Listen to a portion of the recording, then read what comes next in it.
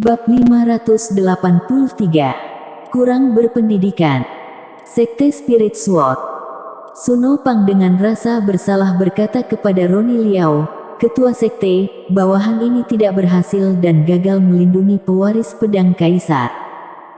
Oh, aku tidak menyalahkanmu, kami sudah menduga hasil ini. Fakta bahwa saudara Louis Zhang menolak untuk mendengarkanku dan bersikeras untuk pergi berarti itu semua adalah takdirnya. Meskipun Roni Liao marah atas apa yang kedua orang itu lakukan, dia lebih merasa tidak berdaya. Jika Louis Lu bersedia mendengarkannya dan tetap berada di sekte Spirit Sword, apakah ini akan terjadi? Sekarang setelah tragedi itu terjadi, tidak ada yang bisa disalahkan kecuali Louis Lu sendiri. Sangat disayangkan untuk pemilik bakat surgawi dalam ilmu pedang ini. Roni Liao menghela nafas. Mengapa ketua sekte Liao menghela nafas? Saat Roni Liao merasa sedih untuk Louis Lu, dua sosok tiba-tiba berjalan ke arah sini. Mereka adalah Fone Zhuang dan Jerome Xie. Fone Zhuang berbicara dengan sengaja. Melihat keduanya, wajah Roni Liao langsung menjadi gelap dan dia berteriak dengan marah, "Kalian berdua benar-benar berani. Berani sekali kalian melakukan pengkhianatan seperti ini. Bagaimana kalian bisa melawan Kaisar Pedang Semesta?" Louis Lu adalah pewaris Kaisar Pedang Semesta, jadi jika mereka mengirim seseorang untuk mengejar Louis Lu, bukankah itu tindakan pengkhianatan? Fone Zhuang berpura-pura terkejut dan berkata, "Ketua sekte Liao, apa maksudmu dengan itu? Pengkhianatan apa? Aku tidak mengerti." Apa yang telah kamu lakukan, kamu tahu dengan jelas di dalam hatimu sendiri. Hehe, ketua sekte Liao, ini seharusnya giliran kami untuk mengajukan pertanyaan ini padamu, bukan? Jerome Xie tiba-tiba mencibir dan melanjutkan, "Ketua sekte Zhuang dan aku mengetahui bahwa pewaris bersiap untuk pergi, jadi kami mengirim beberapa tetua untuk secara diam-diam melindunginya. Tetapi mereka tidak sengaja bertemu dengan tetua sekte Spirit Sword Suno Pang, yang menyelinap di sekitar dan jelas-jelas mencoba untuk melakukan sesuatu terhadap pewaris. Tentu saja pihak kami tidak bisa tinggal diam dan harus turun tangan untuk menghentikannya. Siapa tahu pada saat orang-orang kami tiba, para pembantu tetua Suno Pang telah membunuh pewaris, hanya menyisakan topeng terbelah setengah di tempat kejadian.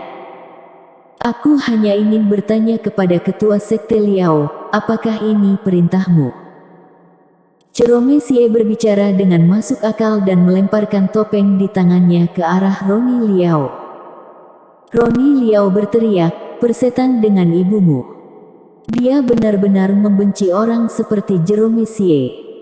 Sudah jelas bahwa merekalah yang telah mengejar dan membunuh Louis Lu. Semua orang tahu itu, namun mereka memutarbalikkan fakta, menyesatkan orang dan menyiramkan air kotor ke orang yang tidak bersalah. Ada banyak orang-orang seperti ini. Tetapi ada begitu banyak dari mereka, rumor yang berulang akan menjadi fakta.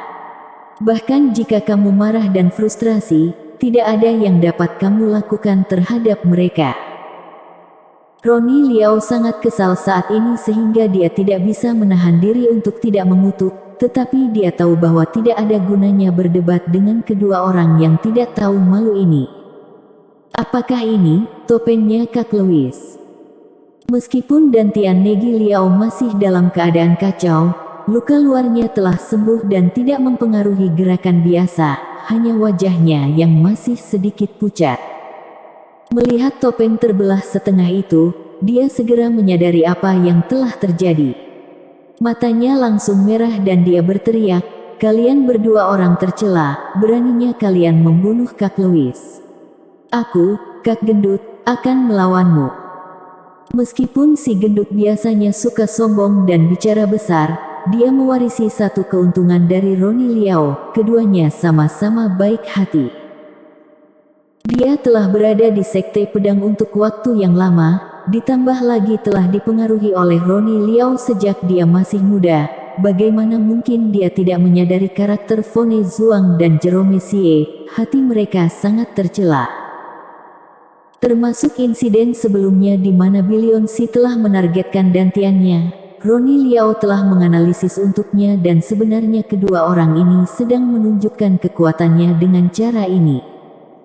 Si gendut tentu saja kesal. Pada saat ini, ketika dia mengetahui bahwa Louis Lu benar-benar telah mati di tangan mereka, kemarahan Negi Liao langsung meledak. Seorang pemuda rentan menjadi impulsif. Setelah Negi Liao meraung, dia dengan ganas menghunus pedangnya dan menikam ke arah keduanya.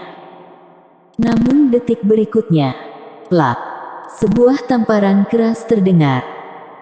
Fone Zhuang meletakkan tangannya dan berteriak dengan marah, jika bukan karena fakta bahwa kamu adalah pewaris dari Sekte Spirit Sword, dengan tindakanmu barusan, aku akan membunuhmu dengan satu tebasan. Jerome Xie kemudian memandang Ronnie Liao dan berkata dengan suara dingin, Ketua Sekte Liao, bagaimana kamu biasanya mendidik putramu? Dia begitu sulit diatur, beraninya dia menghunus pedang kami, orang yang lebih tua. Kemudian dia melirik Negi Liao lagi, kurang berpendidikan. Kamu. Si gendut itu bahkan lebih marah dan mengertakkan gigi, tidak peduli dengan rasa sakit di wajahnya, matanya yang merah siap menyerang ke arah keduanya lagi. Ronnie Liao menegur dengan keras, Negi, kembalilah. Ayah, aku menyuruhmu untuk kembali. Ronnie Liao berkata dengan marah. Negi Liao harus diam-diam mundur ke sisi Ronnie Liao dengan ekspresi enggan di wajahnya. Jerome Liao mencibir dan berkata, itu benar, Ketua Sekte Liao, seorang anak harus didisiplinkan dengan ketat. Jika kamu sebagai seorang ayah tidak dapat mengendalikannya dengan benar, ketika kamu pergi keluar di masa depan, seseorang secara alami akan mendisiplinkannya untukmu. Kalau begitu aku tidak akan mengganggumu. Sekte Spirit Sword tidak menyambut kalian berdua, silakan kembali. Ronnie Liao meremas topeng terbelah setengah di tangannya dan memberi kedua pria itu perintah pengusiran. Fone Zhuang tertawa 2 kali dan berkata, haha, kita semua berasal dari garis keturunan yang sama, mengapa Ketua Sekte Liao begitu tidak berperasaan? Kami akan kembali berkunjung lagi jika ada kesempatan. Ngomong-ngomong, Tuan muda ini, jika dantianmu hancur, istirahatlah dengan baik. Jangan membuat keributan sepanjang hari. Jika tidak, saat murid biasa dari Sekte Pedang datang, kamu akan kesulitan untuk melawannya. Si gendut dulu suka pamer, tapi sekarang setelah dantiannya hancur, dia lebih buruk dari murid yang paling biasa sekalipun. Kata-kata Fone Zhuang sangat menjengkelkan baginya. Negi Liao ingin marah lagi, tetapi dia mendengar Ronnie Liao dengan dingin berteriak, Negi, apakah kamu lupa apa yang ayah katakan padamu sebelumnya? Negi Liao mengepalkan tangannya, dan akhirnya menekan amarah di dalam hatinya. Dia mengangguk dan berkata, aku tidak lupa. Ronnie Liao telah memberitahunya bahwa bukanlah hal yang buruk jika orang mengira dantiannya hancur, jadi dia bisa menggunakannya untuk mempertajam temperamennya. Jadi dia akan menahan sebanyaknya. Pasti akan ada waktu baginya untuk bersinar di masa depan. Jadi hari ini, Negi Liao menahannya. Dang. Saat itu, suara dentang lonceng perunggu yang keras menembus langit dan mengguncang 3 sekte pedang besar, menyebabkan pupil mata Ronnie Liao dan Jerome Xie beserta Fone Zhuang yang belum pergi, menyusut. Bersambung.